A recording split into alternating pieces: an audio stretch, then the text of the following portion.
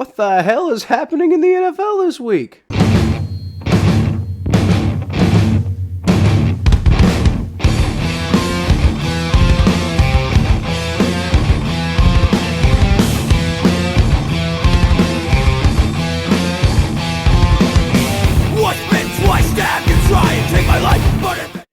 Welcome to the jungle, everybody. I'm your host, Kyle Phelps, and today we're putting together the power rankings for Week 9. It was a crazy week. A lot of good teams losing, a lot of bad teams winning. But I think now we kind of have a pretty good idea of how the NFL is shaking out, especially for this particular week. First of all, I'd like to ask if you're liking the content, please like and subscribe. It really helps my channel out. It really helps me know that you guys like this kind of content or, maybe don't like this kind of content. If you hear something that you agree with in the power rankings, you like where a team is or you don't like where a team is, leave a comment down below and let me know what you think. Any of the best comments on this particular video, I'll feature on my next power rankings video. I actually have one that I'm going to talk about later today. But anyway, let's go ahead and dive into these categories. All right, tank time. So these are, in my opinion, the 5 worst teams in the NFL. We're going to start, obviously, with the Detroit Lions, who are 0-8. They're coming off their bye week, so they didn't get a chance to win this week, but they're still the only winless team left in the NFL. How can the worst team in the NFL be anybody but the Detroit Lions? They were kind of competitive there for a while, but then they started kind of getting blown out too, and they should have beaten the Baltimore Ravens. Maybe if that game goes down as a victory for the Lions, maybe I'm not considering them worse than, say, like the Houston Texans, who just lost to the Miami Dolphins, but that isn't what happened, and the Lions are 0-8, and they have to live in that world. 31, you got the Houston Texans, who are now 1-8 after losing to the Miami Dolphins, and I think at this point, it's pretty clear that obviously the Miami Dolphins are a better football team than the Houston Texans. But guys, this was such an ugly game. There were 9 total turnovers. It was just like, as bad as this matchup looked on paper, because it's just these two awful, god-awful, terrible teams, that's about as bad of a game as we actually got. Which brings me to my number 30 team, who are also staying put like the other 3 teams at number 30 because they got a win over the Houston Texans, proving they are, in fact, better than the Houston Texans. So, good job, guys. But to be completely honest, I don't like the direction of this franchise. I don't like where they're going. There is no future right now in Miami because Brian Flores has basically sunk this team. Tua Tagovailoa is not going to see any success in Miami. And I know he didn't play this week, but I'm just saying in general, I don't see him seeing any success in Miami. He's probably going to have to move on to a different team, and Brian Flores is going to have to go at some point. Number 29, you got the New York Jets, who are actually down 3 spots. They're the first team that we've actually had made some movement so far. They're down 3 spots from 26. They're 2-6 now.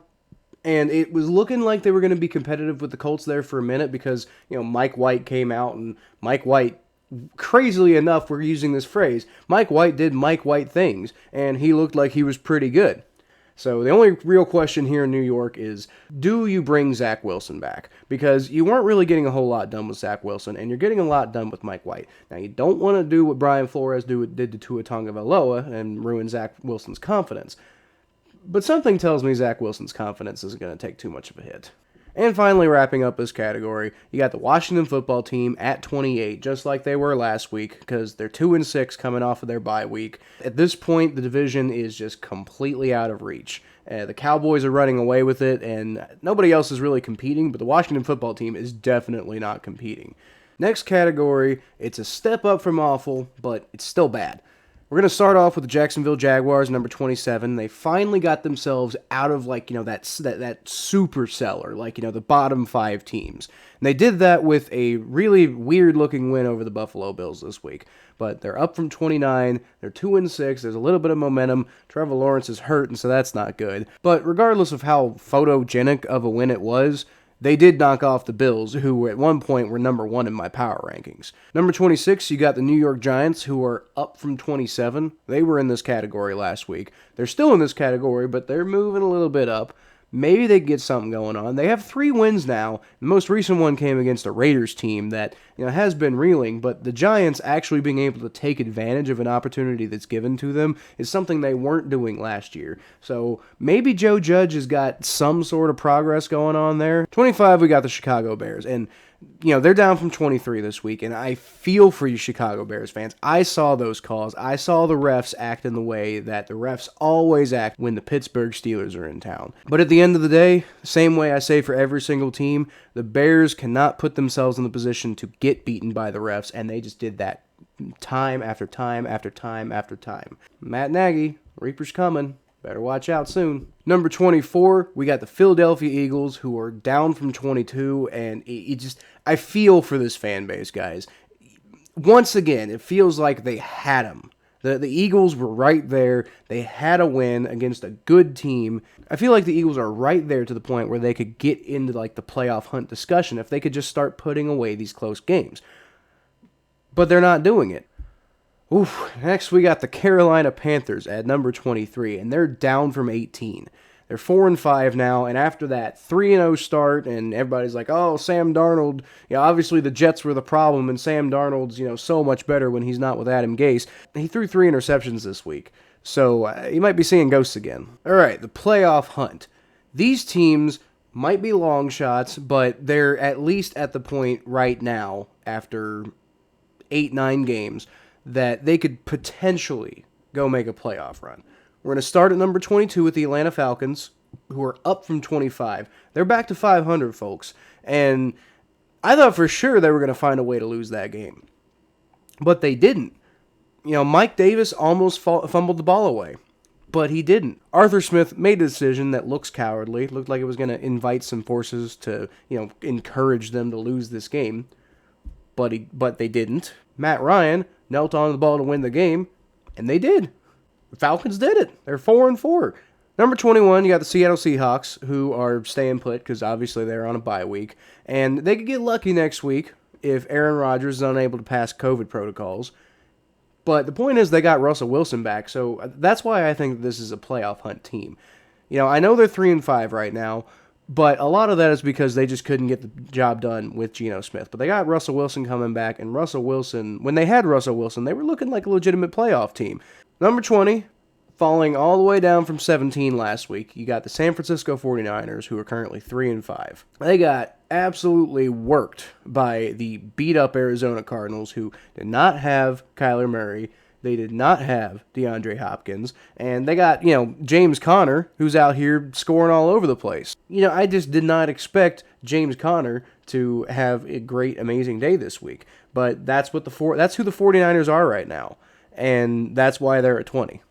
19, you got the Denver Broncos, who are fighting their way back into relevancy, and they got it done against a true contender in the Dallas Cowboys this week. And I know there was a little bit of weirdness in that game, but they have a sign of life now. Teddy Bridgewater is out there doing enough to get the job done. And this is what a lot of people thought that the Broncos were going to be this year. They thought that the Broncos were going to be the kind of team that can go potentially win any football game.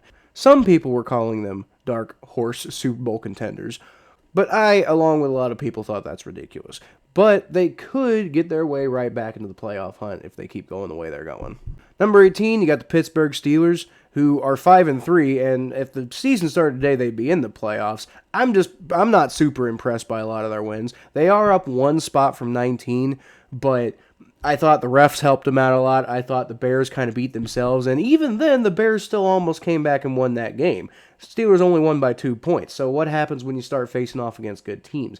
But for now, I'll give them their credit that they are certainly capable of making the playoffs. Wrapping up this category, you got the Minnesota Vikings, who are 3-5, and they've been playing sort of well this whole year, but sort of well isn't going to get the job done. And a lot of Vikings fans are calling for Mike Zimmer's head. Mike Zimmer's built a good team here, but they're just not getting the job done when it matters. And the when it matters part is the part that matters. Next, we got the playoff hopefuls. You got teams that may or may not be actually in control of a playoff spot right now, but you probably expect these teams, for the most part, to make it by the end of the year. We're going to start off at number 16 with the Indianapolis Colts, who are currently 4-5. Last week, they were number 20. And there's no way they're going to win their division, but they could potentially maybe get that number 7 seed in the AFC playoff race if they keep playing the way they're playing. They played the Titans that close, and they almost beat them. They didn't quite do it, but they came out and they smacked the Jets. And the Jets kind of came back at the end, which doesn't really kind of, show how much of a beatdown this really was. Number 15, you got the New Orleans Saints, who just last week lost Jameis Winston, and I said that was going to be a problem for them, and, well, lo and behold, see what happened. I actually had Vermika Liddell give me a pretty good comment last week, and I'll give you credit. It makes sense. She said, "Child, the Saints beat Green Bay and Tampa Bay." Enough said. And you're right. I wanted to give the Saints a lot more credit for the way that they played against Green Bay and Tampa Bay. But, they lost to the Giants, so I'm sorry for Mika, but the Saints, I worry about where they're at without Jameis Winston. Number 14, it's the Las Vegas Raiders. And I think that's a little bit more about what we were expecting to see. I mean, look at all of the problems. To their credit, they've overcome a lot of things, but look at all the problems they've had. They had, the whole John Gruden catastrophe. They had the whole Henry Ruggs catastrophe. Now they got their first-round cornerback, Damon Arnett, who got released from the team. And that didn't really affect the Giants game, but it became a big problem this week, and it's just it's going to distract them going forward even further than they already are. They lost to the Giants. They're kind of showing a little bit more of what I expected to see out of them after they lost their head coach. It's a lot of adversity to overcome, and I don't know if I don't know if any team could do it. Another team that I am just about ready to send out of the playoff hopefuls is my Cincinnati Bengals, who are currently 5-4 after they started 5-2 and were the number 1 seed in the AFC. Don't forget about that. They were the number 1 seed in the AFC after they went into Baltimore and they beat them 41-17. But then you let the Browns come into your house and beat you 41-16 after they just had the whole Odell Beckham fiasco happen and that big, huge distraction. Zach Taylor was right to say 2 losses in a row happen sometimes, so we'll see what they do going forward. Number 12, you got the Cleveland Browns, who were up from 15 last week. They're 5-4, and I'm just going to say it, guys, I was totally right about Odell Beckham Jr. I know this isn't the first time they've scored over 40 points this year, but they did it without Odell Beckham Jr., and the only other time they did it this year was Odell Beckham Jr. only got 2 catches. So really, I think you're going to see this offense opening up a lot more now that they don't have to worry about what Odell Beckham thinks about any particular play that they're running. Finally, in this category, we got the Kansas City Chiefs, who are at 11, up from 12 last week, and they got a win against the Green Bay Packers, which under normal circumstances would be like a wow, the Chiefs are really kind of starting to bounce back now. We see them beating the Green Bay Packers.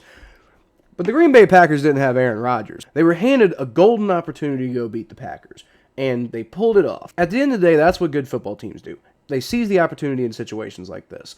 So this is why I have been reluctant to push them out of this territory. Getting into the top 10, we got the contenders. Teams that I think are definitely going to make the playoffs and might even have a shot to take a run at the Super Bowl. Number 10, you got the Los Angeles Rams, who are 7-2. They're down 5 spots from last week because they had what looked like a pretty bad loss against the Tennessee Titans, who don't even have Derrick Henry anymore. But maybe the Titans are just a really, really good football team. The Los Angeles Rams, I feel like their defense played pretty well in this game, considering the circumstances. Matt Stafford, on the other hand, looked like he was reverting back to the Detroit version of Matt Stafford. So you can't have that if you're going to potentially make a Super Bowl run. Number 9, you got the Los Angeles Chargers, and I'm keeping them in the same spot they were last week at number 9. They're 5-3. They just beat the Eagles, but they barely beat the Eagles. But at the end of the day, the Chargers found a way to win this football game, so I can't knock them down from where they were because of that. Number 8, you got the New England Patriots, who are in the same spot they were last week, even though they had a big win over the Carolina Panthers. But, here's my thought process with that. They're 5-4.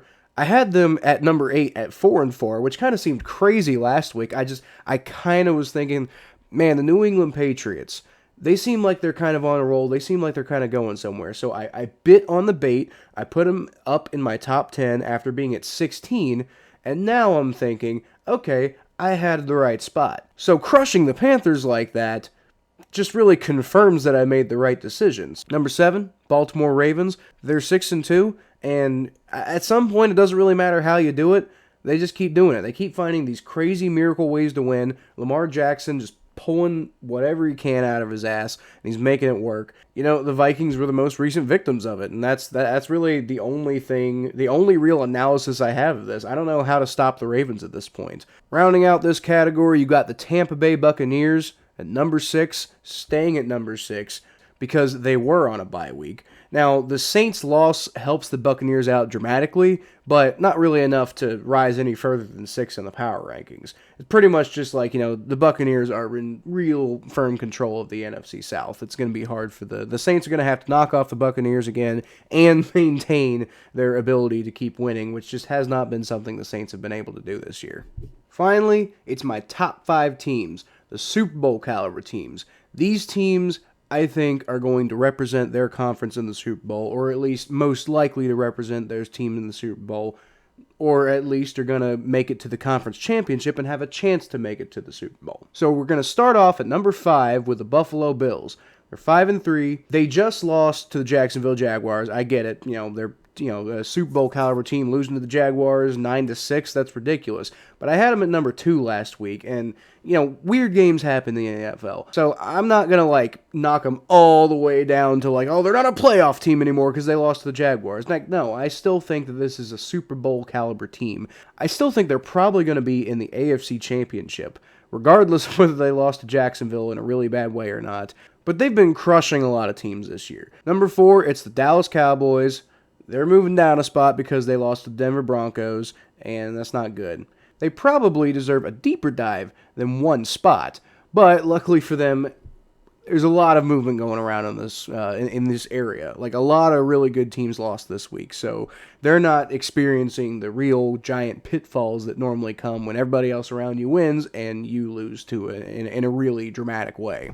Number 3, the Green Bay Packers, who were my number 1 team last week, but they lost to the Kansas City Chiefs. Now, they didn't have Aaron Rodgers, and I think they probably would have won that game with Aaron Rodgers. So they could get right back to being the number 1 team. But I think what this game does show you is that if you don't have Aaron Rodgers, this Green Bay Packers team might be screwed. They've done such a good job of overcoming a lot of adversity this year.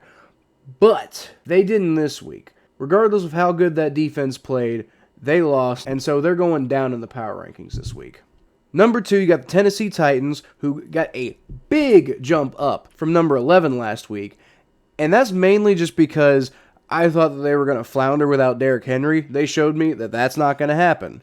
Obviously, if Derrick Henry's loss isn't causing a lot of problems, I got to put them back up where they were before, and I got to give them a few extra spots because, well, they just knocked off the Los Angeles Rams. I thought the Los Angeles Rams were a team that was going to be, contending for the Super Bowl this year. They still might, but the Titans really kind of took care of them. They dropped 28 points on the Rams before the Rams ever got their first touchdown. Finally, back in the number 1 spot, it's the Arizona Cardinals, who did drop to number 4 last week after they lost to the Green Bay Packers, but the Green Bay Packers are a really good football team. So how do you kind of counteract that narrative? They went out and they lost to a Green Bay Packers team that was super undermanned and was missing a lot of star players. Well, you go out and beat a team like the 49ers without any of your star players. They didn't have Kyler Murray. They didn't have DeAndre Hopkins. Their biggest players this week were Colt McCoy, Christian Kirk, and James Conner. That's just damn impressive. Cardinals deserve to be back at number 1 in my power rankings after that. But anyway, guys, let me know what you think in the comments. If I like your comment, I'll feature it in the next power rankings video. You can always find more of what I do at Kyle Phelps92 on Twitter, Facebook.com/ThePhelps, ATBNetwork.com with the Cincinnati Bengals, the Battle of Ohio podcast on YouTube. I'm all over the place, guys. So just, go find me. Don't forget to like, subscribe to the channel, and that'll really help me out. So for now, I'm going to leave y'all with a hooday.